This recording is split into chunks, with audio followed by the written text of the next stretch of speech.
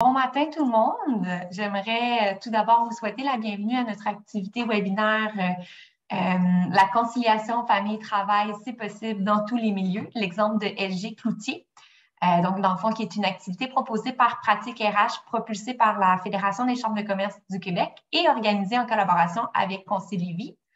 Je me présente. Mon nom, c'est Marika Lépéry. Je suis chef capital humain à la Fédération. Donc, je fais partie de l'équipe depuis quelques années et je suis notamment responsable de notre initiative Pratique RH présentement.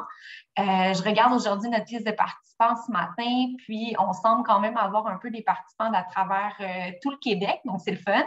J'en profite d'ailleurs pour saluer là, les membres de la FCCQ, des chambres de commerce et les membres respectifs de chacune des chambres qui sont aujourd'hui présents. J'en profite aussi pour vous informer que l'activité webinaire de ce matin va être diffusée sur notre plateforme Pratique RH et sur nos réseaux sociaux Pratique RH également, ainsi que sur la page YouTube de la Fédération. Donc, on va vous faire parvenir en fait un lien de l'activité en mode rediffusion dès qu'il sera disponible à partir d'un courriel de retour.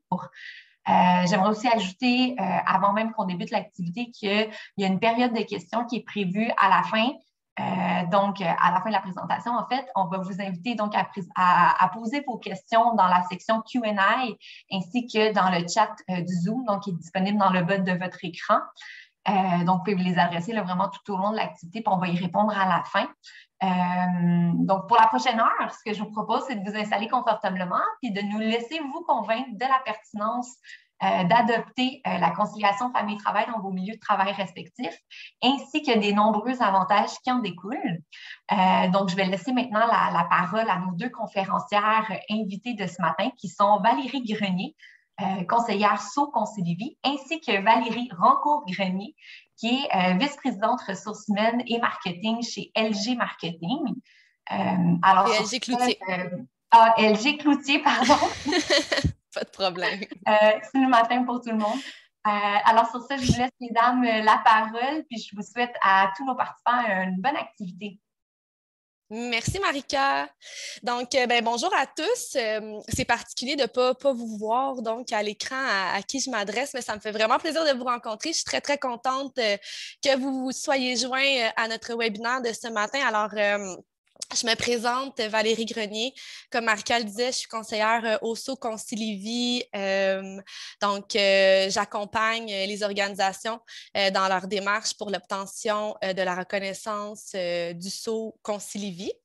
Je vais me présenter là, en général, donc mon parcours en ressources humaines depuis les 10 dernières années. Alors, je proviens en fait, j'ai fait 10 ans comme généraliste ressources humaines dans le monde du privé. Et je me suis joint, donc j'ai fait plein de rôles là, en ressources humaines, notamment le recrutement, la gestion des invalidités, le rôle conseil. Et donc, c'est suite à mon dernier congé maternité que donc je me suis mise à réfléchir sur mes valeurs, puis qu'est-ce qui était important pour moi. Et donc, pendant mon congé maternité, j'ai eu la chance de tomber sur cette opportunité d'emploi chez Concilivie comme conseillère au SO et je me suis jointe à cette fabuleuse équipe en février 2020 dernier. Donc, c'est mon premier webinaire ce matin. Je suis très, très, comme je vous disais, contente de faire partie de cet échange. Et voilà, donc, on va commencer la présentation. Je vais vous faire un petit tour d'horizon de ce qui sera traité aujourd'hui. Alors, je vais vous présenter Concilivie en bref. Qu'est-ce que c'est Concilivie? On va discuter de quelques statistiques de conciliation famille-travail. Lorsque vous voyez CFT dans la présentation, c'est le diminutif de conciliation famille-travail. Vous l'aurez deviné. Donc, pour bien camper toute l'importance et la pertinence de la conciliation famille-travail, par la suite, on va discuter d'une démarche CFT, donc d'une démarche générale et ensuite de ça, la démarche chez Concilivie. Puis, par la suite, ben, je vais céder la parole à ma collègue Valérie Rancourt-Grenier. Hein, pour vous mélanger un petit peu, ben, on est presque deux Valérie Grenier aujourd'hui. Donc, Valérie qui va vous parler finalement de son organisation détentrice et aussi bon, de la démarche et de toute la pertinence de la conciliation famille-travail aussi que ça tient dans son organisation. Donc, allons-y, allons-y. Concilivie. Concilivie, c'est quoi? Alors, Concilivie, c'est une initiative d'un OBNL de l'univers famille, donc le Réseau pour un Québec famille. C'est une initiative qui est née en 2018 et qui consacre 100% de son temps à la conciliation famille-travail. Chez Concilivie, on a pour mission de contaminer positivement les employeurs québécois pour l'implantation de mesures de conciliation famille-travail adaptées à la nouvelle réalité du travail, mais surtout adaptées aux besoins de leurs employés. Concilivie se scinde en deux grands secteurs. Donc, il y a le centre d'expertise Concilivie et il y a le SO Concilivie. Le centre d'expertise Concilivie, qu'est-ce que c'est? C'est notre branche plus scientifique, je dirais. C'est l'endroit où se passe finalement la vigie, les recherches pour toujours être à la fine pointe de ce qu'est la conciliation famille-travail. Au centre d'expertise, on fait des sondages annuels Concilivie qui sont menés par Léger, donc qui viennent évaluer justement là, la réalité conciliation famille-travail sur le marché du travail. Donc, deux sondages employés et employeurs. Puis dans mes statistiques, tout à l'heure, on va survoler quelques données de ce sondage-là. Ben, c'est sûr que le centre d'expertise aussi, son rôle, c'est de s'assurer de vulgariser aussi tout le contenu sur le sujet de la conciliation famille-travail. Donc, ça, c'est la première branche de l'initiative, ben, une des deux branches de l'initiative Concilivie. Ensuite, il y a le SO Concilivie, donc la branche dont je m'occupe. Le SO Concilivie, ben, c'est notre reconnaissance. Hein? C'est ce qui fait en sorte qu'à la fin du processus, la démarche finalement d'obtention du SO, ben, c'est ce qui fait en sorte qu'un employeur est reconnu comme employeur conciliant. Et comme je le disais tout à l'heure, on va passer au travers des différentes étapes de notre démarche là, un petit peu plus tard dans la présentation. Et aussi de la nature de l'accompagnement durant cette démarche. Une petite définition pour mettre la table. Donc, la conciliation famille-travail, qu'est-ce que c'est? Donc, c'est la recherche de l'équilibre entre les exigences et les responsabilités liées à la vie professionnelle et à la vie familiale. La vie familiale, souvent, avec les employeurs avec qui je parle pour présenter l'initiative, vont souvent penser que la famille, ben, c'est nécessairement un parent avec des enfants. Mais la famille, c'est plus large que ça. C'est toutes les personnes avec lesquelles le travailleur et la travailleuse ont un lien de dépendance. Donc, la famille proche, la famille élargie, les amis, conjoints, conjointes. Ça peut être un employé qui est en situation de proche aidance avec un parent qui est vieillissant, qui est plus qui vit des situations, qui est malade. Bien sûr, on parle de parents avec des jeunes enfants, mais ça va plus large que ça. On peut même parler de conciliation famille-travail lorsqu'un employé commence à penser à fonder une famille. Donc, il n'y a pas encore de jeunes enfants, pense à avoir un bébé avec son conjoint, sa conjointe. Donc, c'est vraiment, vraiment plus large qu'un parent avec un enfant. Et souvent aussi, ce qui arrive quand j'accompagne les organisations, c'est que la différence entre conciliation famille-travail puis équilibre travail-vie personnelle, elle se fait bien sûr, mais c'est comme si en parlant de conciliation famille-travail, c'était moins inclusif, alors que la conciliation famille-travail s'imbrique dans l'équilibre travail-vie personnelle. Donc, un ne va pas sans l'autre. Maintenant que ceci est dit, on va survoler quelques données pertinentes de nos sondages Concilivy dont je faisais mention tout à l'heure. Donc, l'importance de la CFT pour bien camper tout ça, mais au niveau du point de vue des employés pour commencer. Puis ensuite de ça, on ira du côté du point de vue des employeurs. Alors, ces données-là proviennent de notre sondage Concilivy mené par Léger de mai. Donc, nos résultats de mai 2021.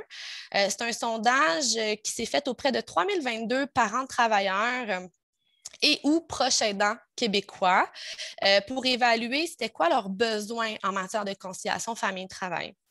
Et donc, je vous ai sorti les données que je trouvais très parlantes. Alors, sur ces 3022 travailleurs-là, 54 d'entre eux mentionnent qu'ils seraient prêts à changer d'emploi en échange de meilleures conditions de conciliation famille-travail, ce qui n'est pas peu, plus que la moitié.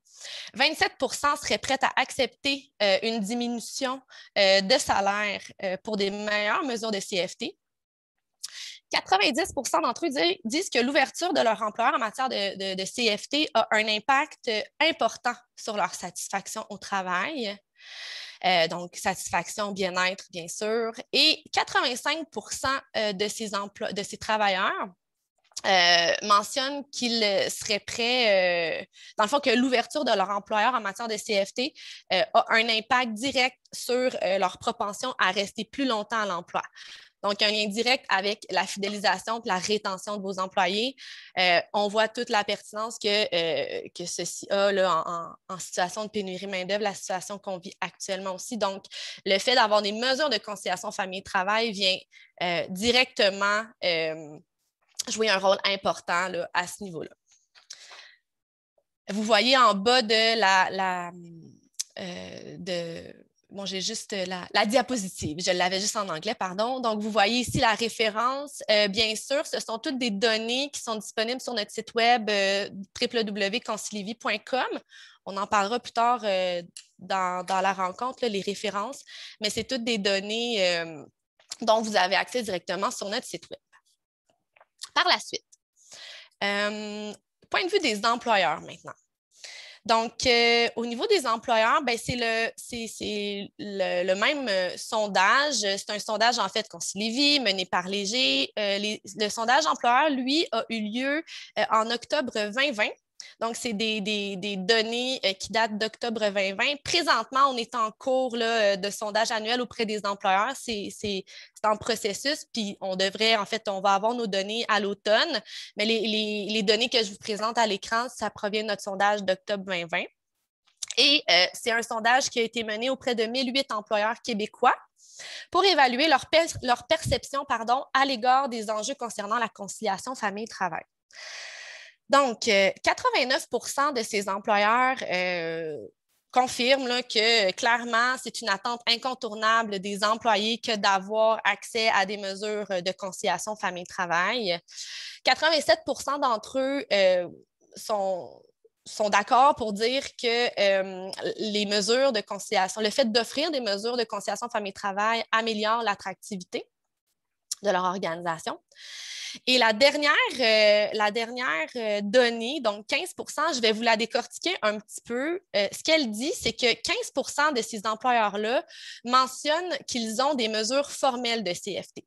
Des mesures formelles, c'est des mesures qui sont confirmées dans l'organisation, donc qui sont écrites noir sur blanc, qui font probablement partie d'une politique ou d'une charte de conciliation famille-travail. Donc, un document auquel les employés ont accès pour savoir vraiment qu'est-ce que c'est ce à quoi ils ont accès en matière de conciliation famille-travail. Donc, si je décortique cette statistique-là, 91 des employeurs sondés ont mentionné qui ont des mesures de CFT en place dans leur organisation, mais que ces dernières ne sont pas formalisées. Donc, elles sont là, mais elles ne sont pas communiquées clairement aux employés. Il n'y a pas un document là, auquel l'employeur fait référence pour permettre à ses employés de savoir qu'est-ce qui est disponible dans l'organisation. Okay? De ce 91 %-là, bon, il y en a 15 % qui ont formalisé le tout. Et j'ajouterais même à à cette donnée un lien direct avec des attentes des employés dont on a parlé tout à l'heure, des 3022 employés sondés. Donc, pour 84 des employés qui ont été sondés, là, 3022 employés au Québec, ces employés-là souhaitent que des mesures CFT soient formalisées. Alors, c'est super important de le nommer ici parce que le fait de formaliser des mesures, comme LG Cloutier le fait, on va le voir tout à l'heure, ben, ça répond directement à un besoin des employés, de vos employés, qui, eux, à 84 disent que ben, pour eux, c'est important que leur employeur formalise tout ça.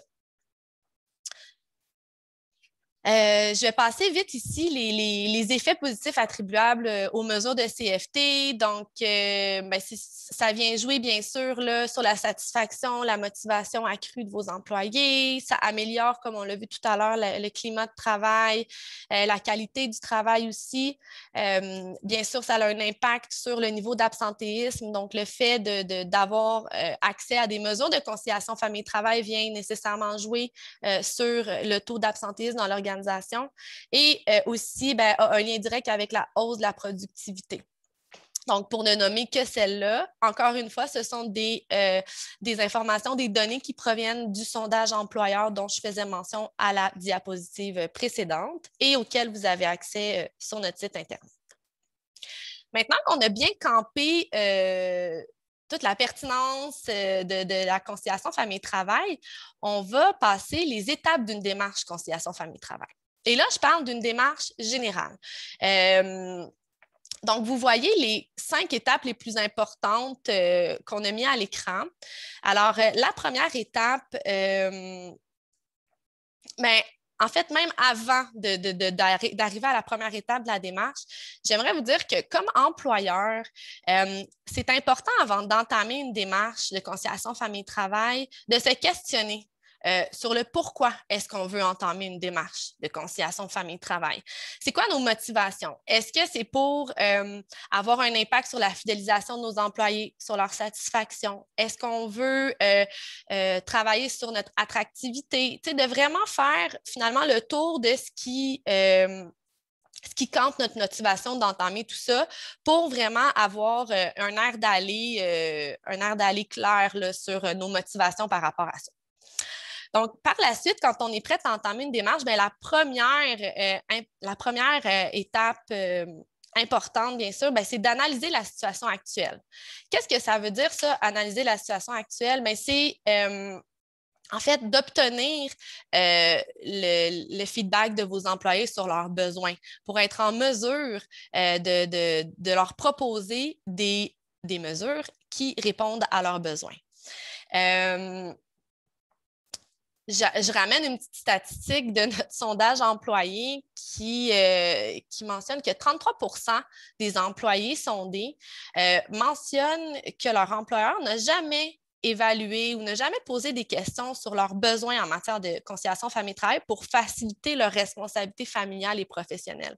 Ce qui est énorme, puis pour mettre en place des mesures dans l'organisation. Ce qui est énorme considérant que, ben, comme employeur, ce qui est important, ben, c'est bien sûr d'être en mesure d'offrir des mesures pour venir aider vos employés et d'être en mesure de les faire vivre, mais aussi que ces mesures-là correspondent aux besoins de vos employés. Sinon, c'est un peu comme faire un coup d'épée dans l'eau, si je peux me permettre, de dire qu'on va offrir des super mesures à notre sens à nous, mais qu'au final, elles ne seront pas utilisées. Donc, c'est ce qui compte toute la pertinence de venir analyser la situation actuelle pour venir proposer des mesures qui vont être en adéquation avec les besoins de vos employés. Par la suite, c'est de mettre en place ou bonifier les mesures de CFT qui seraient déjà présentes dans votre organisation. Puis ça, c'est un point qui est important. Ça ne veut pas dire que parce que vous entamez une démarche conciliation famille-travail, que vous n'avez rien en place déjà. En fait, ce que ça va vous permettre, la démarche, entre autres, c'est de confirmer les mesures qui sont en place. De ces mesures-là, celles qui correspondent aux besoins de vos employés et de voir aussi qu'est-ce qui pourrait être bonifié pour répondre davantage. Alors, pour répondre davantage, peut être en adéquation avec les besoins de vos employés. À l'étape 3, ici, adopter une politique de conciliation famille-travail, en fait, c'est donc de formaliser les mesures de CFT, pardon, de les formaliser, de les rendre disponibles, comme je le disais un petit peu auparavant là, dans les statistiques. Puis ça crée vraiment un avantage, puis une cohésion aussi là, dans tout ça. Ça confirme finalement votre engagement, que vous avez le souci du bien-être de vos employés, puis ça confirme ce à quoi ils ont droit. Donc, pour vos employés, c'est moins nébuleux, puis ils comprennent toute l'importance que vous vouez à leur équilibre famille-travail. Bien sûr, cette charte-là va faire état de ce qui est disponible, puis ça va clarifier le tout. Un point qui est important dans l'adoption de la politique, puis même que j'aurais pu nommer d'emblée, même avant d'entreprendre une démarche de conciliation famille-travail pour s'assurer du succès de votre démarche, c'est bien sûr qu'on n'ira pas de l'avant nécessairement avec la démarche où on va plutôt l'évaluer ou la préparer. Il faut susciter l'adhésion de la haute direction. C'est sûr que toutes les belles, je veux dire, les bonnes intentions d'entamer une démarche, elles sont là, elles sont clairement crédibles et je veux dire, je vous encourage à le prévoir. Mais aussi, c'est de garder en tête d'aller chercher l'adhésion de la haute direction. Puis Valérie pourra en parler un petit peu plus tard dans sa partie. Ça fait toute une différence quand vous avez vos leaders d'organisation qui vous suivent finalement dans la démarche, puis qui deviennent un peu ambassadeurs de tout ça, que ça fait partie de leur vocabulaire, donc qui créent aussi la cohésion de l'organisation autour de tout ça. Donc, après que votre politique de CFT soit adoptée, après ça, c'est de faire vivre la politique ou la conciliation famille-travail au quotidien dans votre organisation. Donc, c'est de réaliser les actions nécessaires pour le faire vivre, consolider une culture CFT, une culture favorable à la CFT dans votre organisation. Vous pourriez même prévoir de mettre en place, de nommer un champion de la CFT dans votre organisation ou même mettre en place un comité de conciliation famille-travail, que ces personnes-là qui font partie de ce comité deviennent des ambassadeurs sur le plancher puis qui contribuent finalement à l'implanter dans la culture de l'organisation, à le faire vivre au quotidien. Et finalement, ce qui est important aussi dans la démarche, qui va tout camper aussi l'importance puis qui va permettre de faire vivre la CFT au quotidien, c'est de réaliser des suivis puis des mises à jour. Sporadiques, pas à tous les jours, mais c'est de se permettre de se questionner aussi en cours de route ou même à la fin de la démarche, de dire, bon, ce qu'on a mis en place, ce qu'on a officialisé, est-ce que ça répond toujours? Donc, venir faire des vérifications sporadiques pour s'assurer que ce qui a été mis en place continue à répondre aux besoins de vos employés. Puis, de pouvoir aussi vous permettre de procéder aux ajustements si nécessaire. Parce que le but aussi d'une charte ou d'une politique CFT, c'est de la garder vivante puis de la garder représentative des besoins de vos employés, de votre organisation. Donc, ça, c'est une démarche générale. Je vous passe rapidement la démarche Concilivie. Vous allez voir, c'est vraiment pas, on n'est pas à côté de la traque là, chez Concilivie. On suit vraiment finalement la démarche que je viens de vous présenter. Mais on la bonifie quelque peu. Donc, chez Concilivie, bien sûr, je vous parlais d'analyser la situation dans la démarche générale, mais chez Concilivie, on analyse la situation, bien sûr, avec un sondage en ligne standardisé qui est fourni par nous dès le début de la démarche de l'obtention du sceau Concilivie. Donc, ce formulaire-là, ce questionnaire-là vient donc vous permet finalement d'évaluer ou de savoir c'est quoi les besoins de vos employés, puis vous permet par la suite, lors de la réception des résultats, de préparer votre charte, votre politique de conciliation famille-travail, puis vous assurer de l'adéquation avec les besoins de vos employés. Donc, après ça, mettre en place ou bonifier les mesures de CFT, en fonction de 4 catégories qu'on va voir par la suite, 4 catégories de mesures, avec quelques exemples de mesures aussi que je vais vous partager. Identifier une personne responsable de la conciliation famille-travail dans l'organisation, un peu comme le champion ou le comité CFT dont je vous parlais. Une personne, c'est ça, responsable qui va finalement être la personne avec qui je vais être en accompagnement durant la démarche.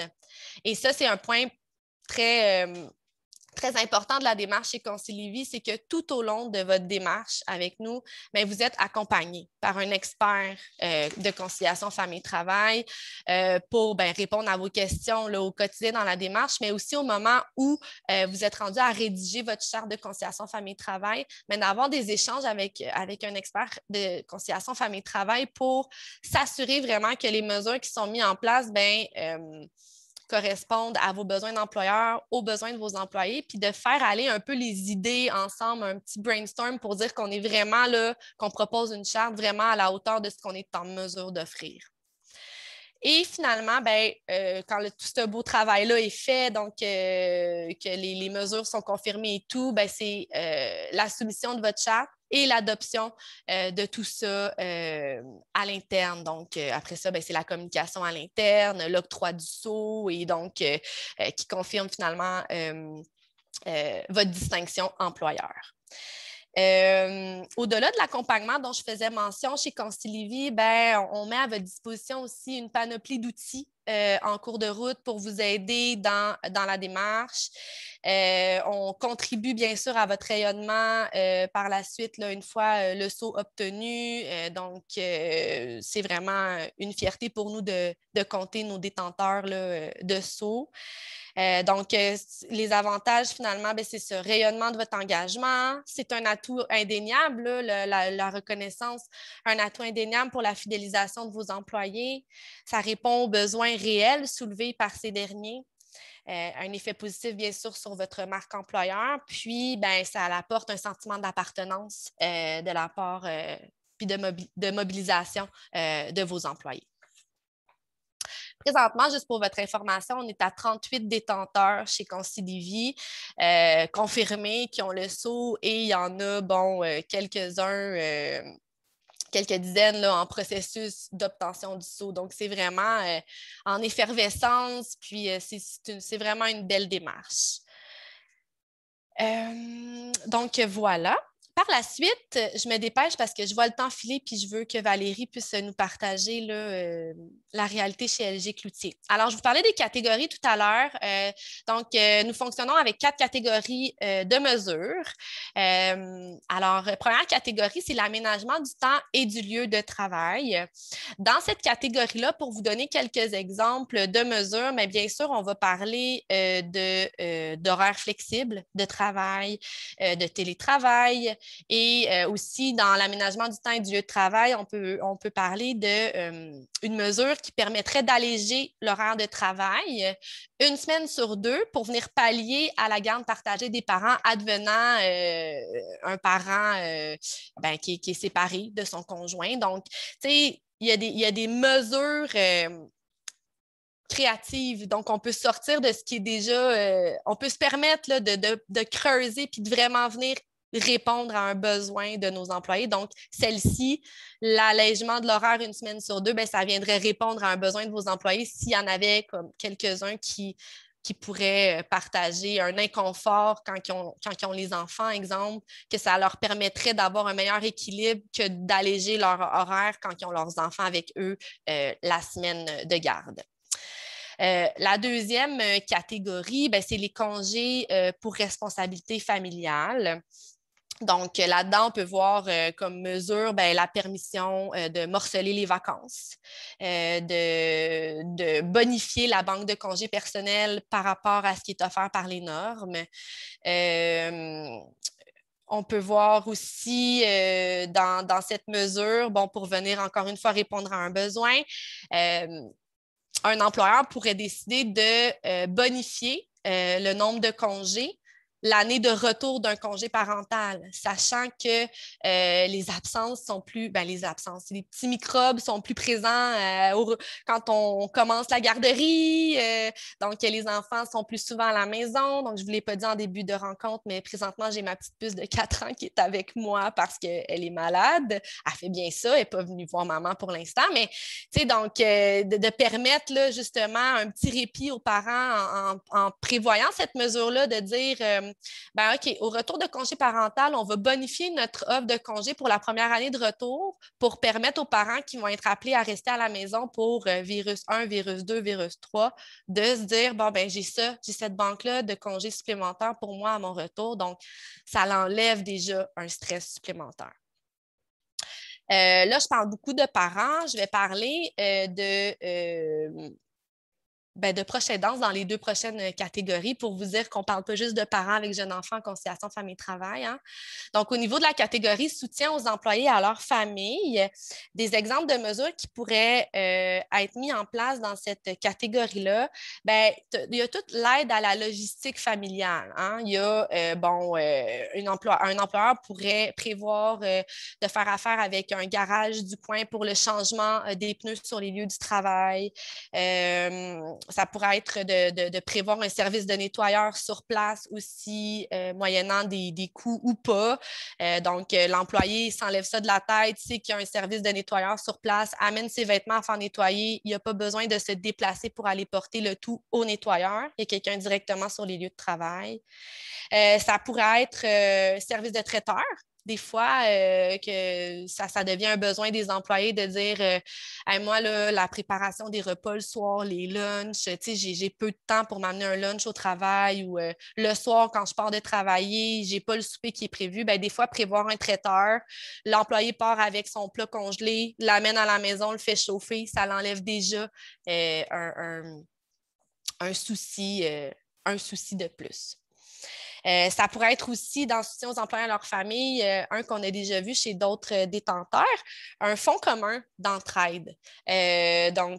Pour situations exceptionnelles. Un fonds commun, finalement, c'est comme une enveloppe auquel les employés cotisent pour permettre à des employés qui vivent des situations particulières, qui auraient besoin d'aide financière à un certain moment dans leur vie, de pouvoir piger dans cette enveloppe-là auquel tous les employés ont contribué.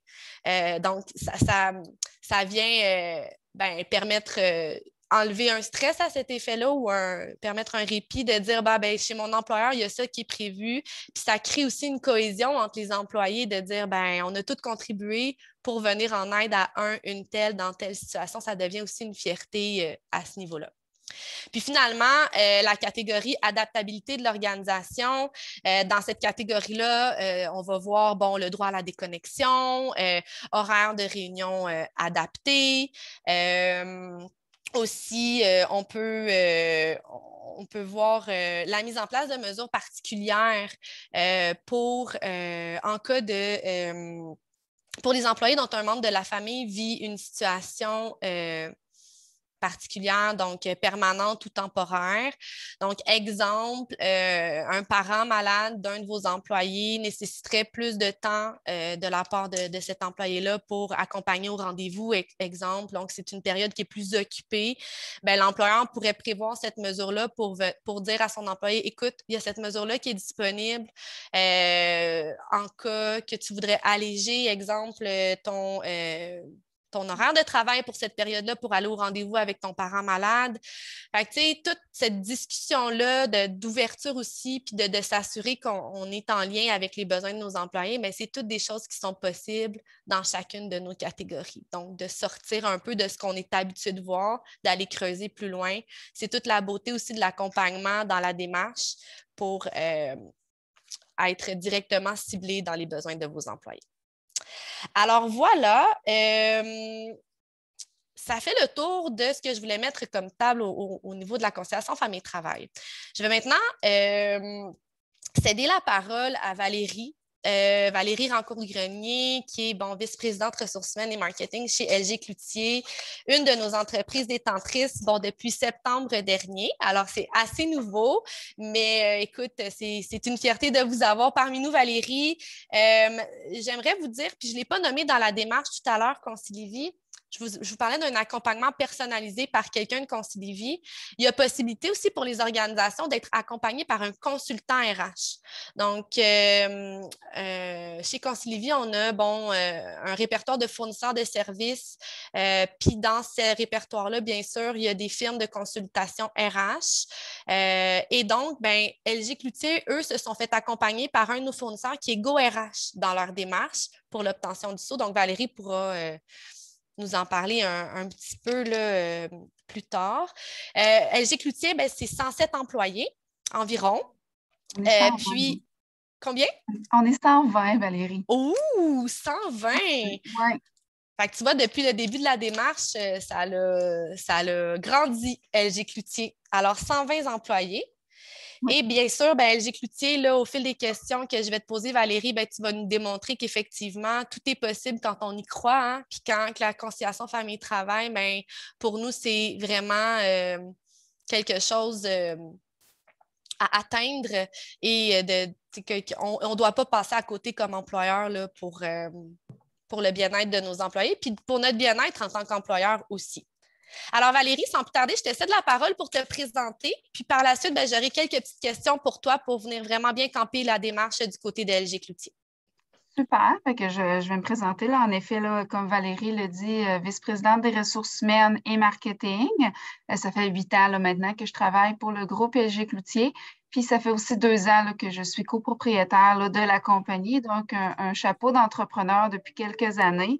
Et je suis aussi maman d'un petit garçon de 5 ans. Donc, clairement, conciliation travail-famille, personnellement, je le vis aussi. C'est sûr que nous, en tant qu'entreprise, la conciliation travail-famille, ça date pas d'hier, là. Ça fait quand même plusieurs années qu'on travaille dessus. On a travaillé dessus plus informellement, mais là, cette année, c'est ça, on a décidé là, de formaliser le tout des mesures qu'on avait comme déjà en place. Le groupe LG Cloutier, pour mettre un peu la table, c'est un sous-traitant là, de fabrication métallique, de composantes là, dans divers produits comme des trains, des avions. Donc, on est vraiment, officiellement, on n'est pas une entreprise sexy, comme on peut dire. On n'est pas dans les IT ou les entreprises de services, mais on fait en sorte là, à tous les jours là, de rendre un peu le contexte de travail le plus plaisant là, pour nos employés. Génial.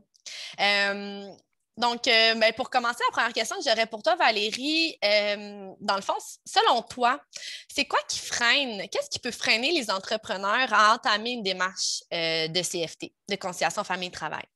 Oui, je vais mettre un petit peu plus mon chapeau d'entrepreneur pour celle-là. C'est vraiment, premièrement, je pense que ce n'est pas tous les entrepreneurs qui ont vraiment une vision RH ou même qui ont encore des RH dans leur entreprise. On s'entend que ce n'est pas encore toutes les entreprises qui ont un directeur RH.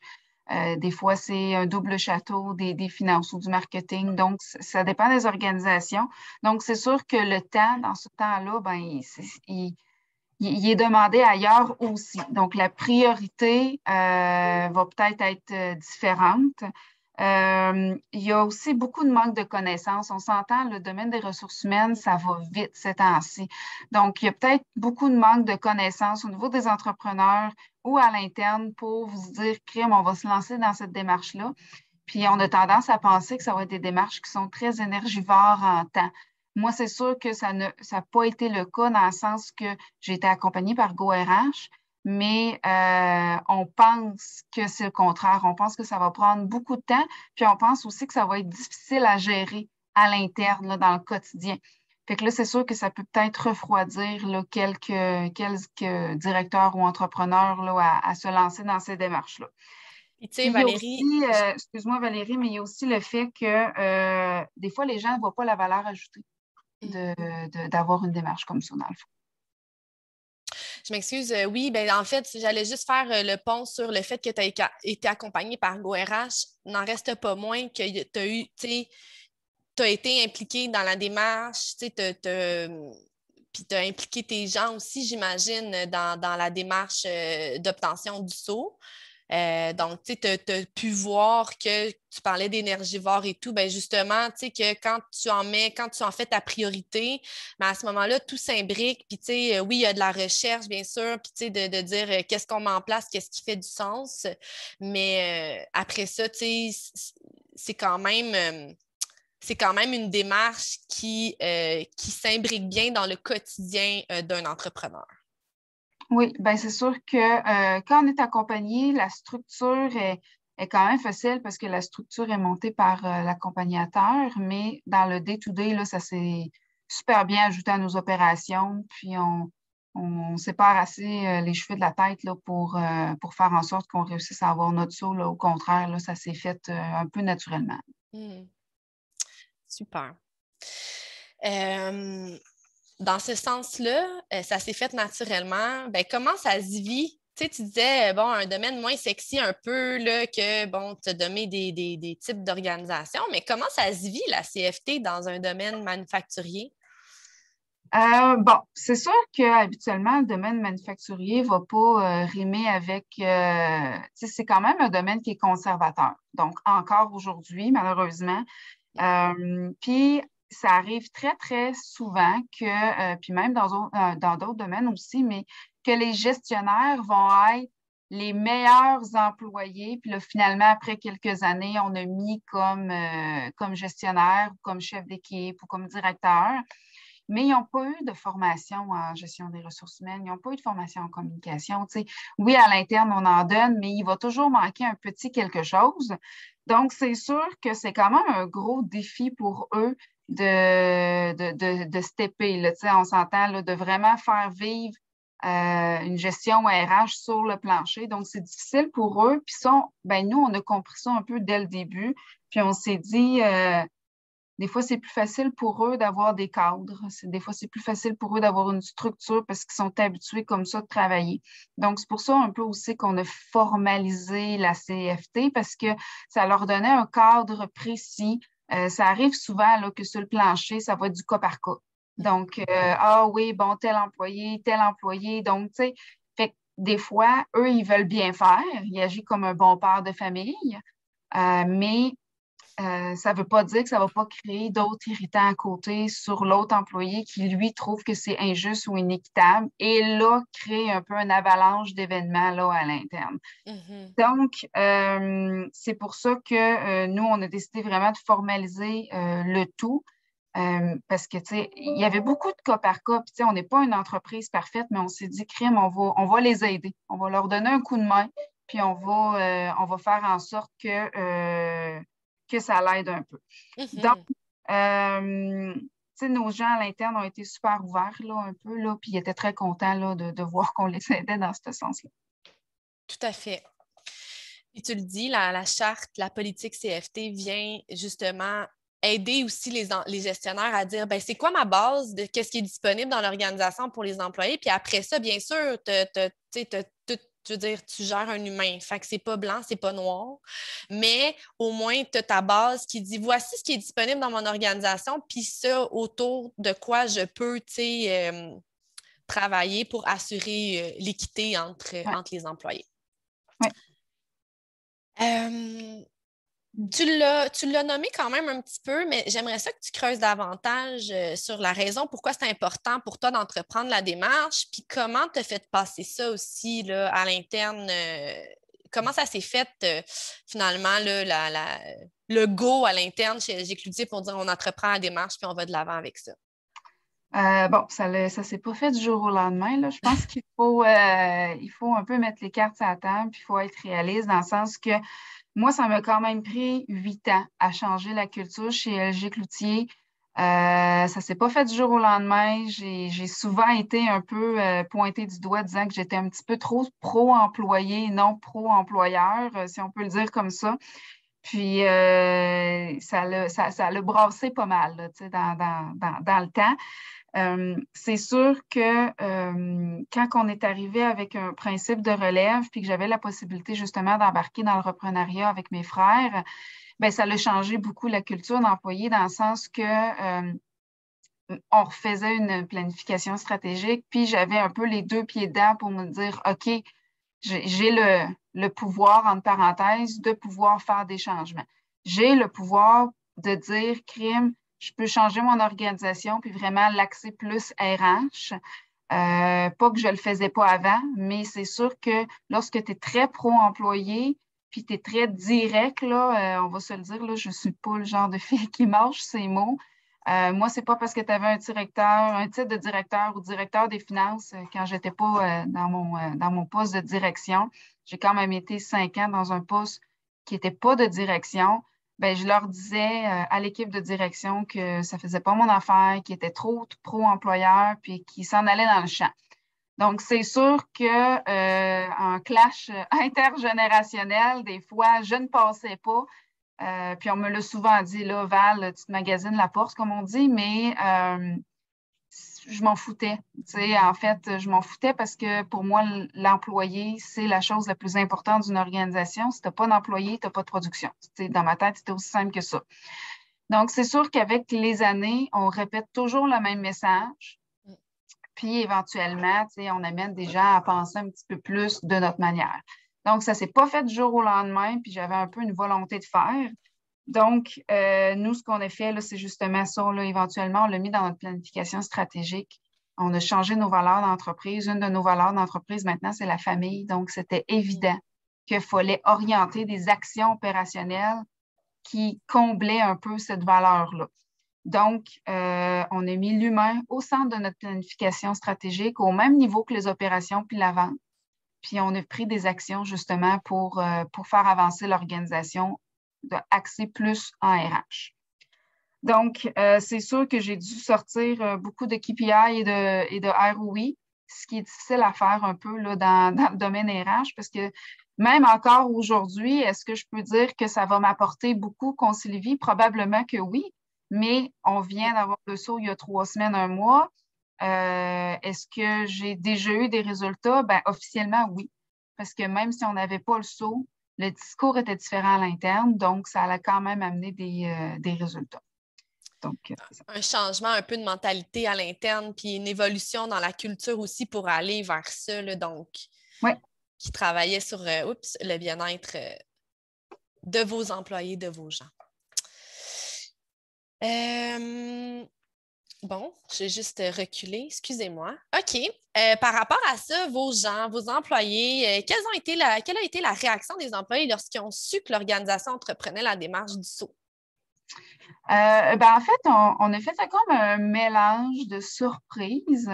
On voulait un peu garder ça secret, mais c'est sûr que notre discours CFD était comme très avancé. Là. On parlait quand même beaucoup de conciliation travail-famille. Mais lorsqu'on l'a annoncé qu'on avait obtenu le saut et tout, étonnamment, j'ai eu aucun commentaire négatif.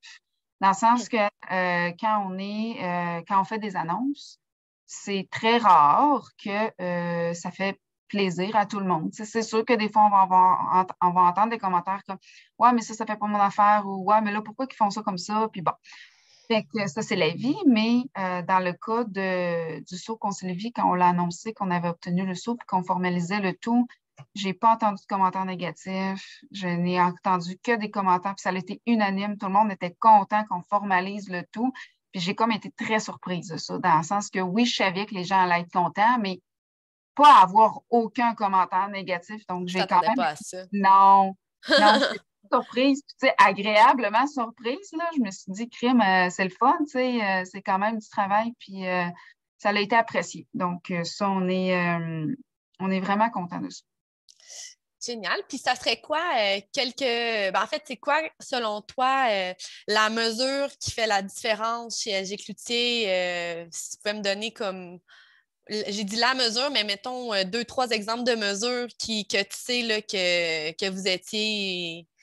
que vous répondiez à un besoin puis qui satisfait là, les employés, qui sort de l'ordinaire un peu aussi pour le milieu manufacturier, là. C'est la flexibilité d'horaire. C'est tellement facile à répondre dans le sens que les gens sont tellement, tellement heureux qu'on leur permette un peu... Tu sais, oui, on a un horaire fixe, puis j'ai au moins 70% des gens qui vont respecter cet horaire-là parce que ça convient à leur mode de vie. Puis j'ai un 30 qui vont dire, ah, ben là, c'est parce que là, ma garderie, elle ferme à telle heure ou elle rouvre à telle heure. Puis là, c'est le service de garde. Puis là, c'est le ci, puis c'est le ça. Puis bon, moi, je suis proche aidant. Puis là, tu sais, ma mère, tu sais, bon. Fait que, tu sais, ça arrive que l'horaire, ça ne fit juste pas. Donc, j'ai des gens qui travaillent sur un 3 jours, j'ai des gens qui travaillent sur des 4 jours, du lundi au jeudi, du mardi au vendredi.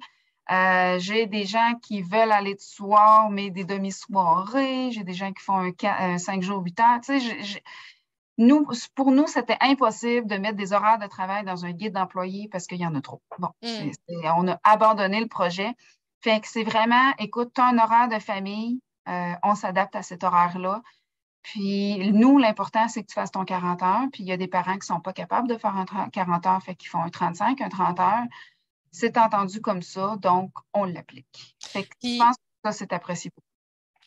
Puis aussi, un des points que je trouve qui est important aussi de votre côté, c'est basé sur la confiance, beaucoup la gestion chez LG Cloutier.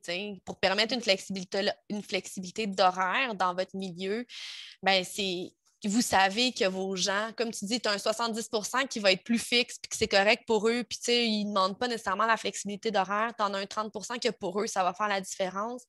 Mais ça se fait bien, parce que les gens sont reconnaissants qu'il y ait cette mesure-là, puis aussi, ils ont à cœur leur emploi, fait qu'ils ne vont pas faire, vont pas faire en sorte que les besoins d'affaires ne soient pas répondus. Donc, c'est une belle harmonie, tout ça. Là. Oui, bien justement, pendant un bout, on avait beaucoup de gens qui travaillaient là, du lundi au jeudi, puis peu de gens travaillaient le vendredi. Puis ça a causé un petit peu de retard de production, on s'en est rendu compte assez rapidement. Puis on a juste décidé de faire venir les gens, on leur a mentionné le problème, on leur a dit, écoutez, ça ne nous tente pas de vous enlever votre flexibilité d'horaire, mais là, ça nuit à la production. Donc, qu'est-ce qu'on fait? On vous laisse 2 semaines pour trouver une solution puis réguler le tout. Fait que là, ben, chaque équipe sont partis dans leur coin. Ils ont régulé leur horaire. Il y en a finalement qui ont changé d'horaire puis ça leur convenait autant, mais ils ne voulaient tellement pas qu'on leur enlève cet avantage-là qu'ils se sont autogérés. 2 semaines plus tard, ils sont revenus. On a changé quelques personnes d'horaire. Ça s'est réglé tout seul. Puis il n'y a personne qui a perdu rien. Nous, on a regagné un peu la productivité qu'on avait perdue. Ça s'est réglé tout seul. Fait que c'est ça. Les gens sont tellement contents d'avoir ces avantages-là qu'ils ne veulent tellement pas les perdre qu'ils s'organisent s'il y a un problème à les garder puis à s'autogérer, dans le fond. Super exemple. Je vois le temps filer. Écoute, 9h24 déjà. La prochaine question que j'ai pour toi, rapidement, c'est quoi ton ingrédient secret pour faire vivre la CFT au quotidien? Bien, nous, on avait monté un petit bulletin RH. Donc, à tous les mois, puis on a aussi un groupe Facebook, mais le bulletin RH, c'est qu'est-ce qui fonctionne le mieux chez nous. À tous les mois, on se fait un genre de journal interne. On mentionne des messages, on accueille des employés, on félicite d'autres innovations. Donc, c'est un petit bulletin, ça nous prend peut-être 1 heure au RH à faire à tous les mois. On met des photos, on distribue ça sur le plancher, puis les gens sont très contents là, d'avoir un petit contact. Là. C'est encore papier, là, c'est dans un petit duotang, mais les gens le lisent beaucoup. Donc, ils apprécient beaucoup ça. Fait que c'est dans la communication, dans le partage de l'info, puis ça fait vivre tout ça au quotidien. Là, ça fait partie de votre culture, finalement. Oui, exactement. Génial. En conclusion, ça serait quoi le mot de la fin là, que tu voudrais dire aux gens en ligne là, par rapport à la conciliation famille-travail? Ben moi, je pense que les gens ne devraient pas nécessairement avoir peur de starter une démarche comme ça. Ça a quand même beaucoup d'impact pour les gens qui travaillent pour eux. Puis c'est pas une mesure qui va nécessairement passer dans le beurre. Là. Elle va être appréciée, elle va être reconnue. Puis si les gens du webinaire ont des questions, whatever, ils ont juste à m'ajouter sur LinkedIn, puis je peux leur en parler encore plus longuement. J'ai pas de problème. Creuser davantage. Oui, puis tu es vraiment quelqu'un, une leader disponible, puis qu'on voit quand on te parle que c'est une passion, là, ça, c'est comme une partie de ton travail, mais qui est vraiment innée, là, je dirais. Donc, mes employés, en tout cas, c'est ma deuxième famille. Là, je le dis souvent à mon mari. Là, je dis, j'ai l'impression que je travaille pour eux et non le contraire. Donc, Puis, mais merci pour cette conclusion-là, ce mot de la fin. Même chose pour moi, comme Valérie dit, elle demande disponible sur LinkedIn si jamais là, un petit café virtuel ou pour ma part, on va ouvrir la période des questions avec Marika. Là, on a vraiment débordé, je suis désolée. Mais il y aura mes coordonnées aussi dans le courriel qu'on vous enverra pour le sondage rétroaction du webinaire. J'ai la prochaine diapo avec des outils pour aller plus loin qui vous seront partagés aussi, là, notre brochure du saut qui explique vraiment la démarche plus en détail et d'autres outils qu'on vous partagera pour aller creuser cette question-là, CFT. Puis, bien sûr, comme je l'ai dit, je demeure disponible pour répondre à vos questions, là, un appel, une réunion. Ça va me faire plaisir de vous reparler pour en parler davantage. Donc, Marika. Merci beaucoup, les deux Valérie. Donc, dans le fond, vraiment, c'était super intéressant, là, la présentation, les pratiques, les conseils, même le partage d'expérience de la part de Mme Rancourt-Grenier. C'est vraiment très inspirant. J'espère que ça va encourager et aider nos participants à implanter justement à leur tour des politiques, des mesures en matière de conciliation famille-travail dans leur milieu respectif. Je vais y aller rapidement, mais en fait, juste rappeler aux participants en fait, qu'il y a un sondage de satisfaction qui va vous être acheminé à la suite de l'activité et par courriel également quand on va vous renvoyer le lien et les documents en lien avec l'activité. Donc, on vous encourage évidemment à y répondre en grand nombre pour justement nous permettre d'évaluer le niveau de satisfaction de tout le monde et organiser, planifier d'autres activités webinaires qui pourraient correspondre à des éléments que vous aimeriez qu'on aborde dans d'autres futures activités. Donc, rapidement, j'ai déjà une question qui est revenue en fait à plusieurs reprises. Est-ce que LG Cloutier est une entreprise syndiquée? Oui et non. Je m'explique. Parce que dans le fond, j'ai deux entreprises. Donc, il y a une entreprise qui n'a jamais été syndiquée. Ils nous l'ont dit qu'ils ne ressentaient pas le besoin de se syndiquer à cause de notre culture très pro-employés. Et la seconde entreprise qu'on a acquérie, elle était syndiquée. Il y avait un syndicat de boutique, mais ils ont décidé de le laisser aller, justement parce il y avait une culture très pro-employé, donc ils ne voyaient pas la nécessité là, de se syndiquer. Là. Ils allaient plus perdre que gagner, là, si je peux le dire comme ça. Là. Donc, voilà. Donc, officiellement, non. OK, parfait. Petite question aussi, peut-être plus pour Valérie Concilivy, pour vous distinguer. En termes d'investissement, est-ce que ça coûte, même en fait, les deux Valérie, est-ce qu'en termes d'investissement, ça coûte cher d'implanter des mesures conciliation, famille, travail? Est-ce que c'est beaucoup de temps, beaucoup d'argent? Qu'est-ce que ça représente en termes d'investissement? C'est correct si j'y vais, Valérie? Pour commencer, en fait, c'est une question qui revient souvent. Bien sûr, la démarche coûte quelque chose, là, puis on pourrait se prendre un temps ensemble pour en discuter. C'est toutes des informations qui sont disponibles sur notre site web. Mais donc, à ça, j'ai deux points. Souvent, on va penser qu'il y a des mesures à mettre en place vont coûter cher, parce qu'on pense à programme de télémédecine, on pense à des assurances collectives, mais il y a vraiment moyen d'offrir des mesures qui coûtent peu ou rien à l'organisation. Puis ça, c'est ma directrice générale qui m'avait dit ce point-là en début de parcours chez Concilivy, elle avait entendu ça de quelqu'un d'autre. Tout l'impact qu'on a en faisant la démarche puis en offrant des mesures de conciliation famille-travail à nos employés au niveau de la rétention, de la fidélisation, de l'attraction. Quand on pense à combien ça coûte à une organisation de perdre un employé parce que les conditions de travail ne sont pas là, parce que la satisfaction de l'employé n'est pas là suite à une embauche qui équivaut à plusieurs fois le salaire de la personne qui a embauché et la personne qui a été engagée, versus de maintenir quelqu'un en employé pour le coût que ça leur a coûté pour la démarche, on a un retour sur un investissement à 100, si ce n'est pas 110 Fait que, en temps personnel, ça dépend toujours de la priorité que l'organisation met à la démarche.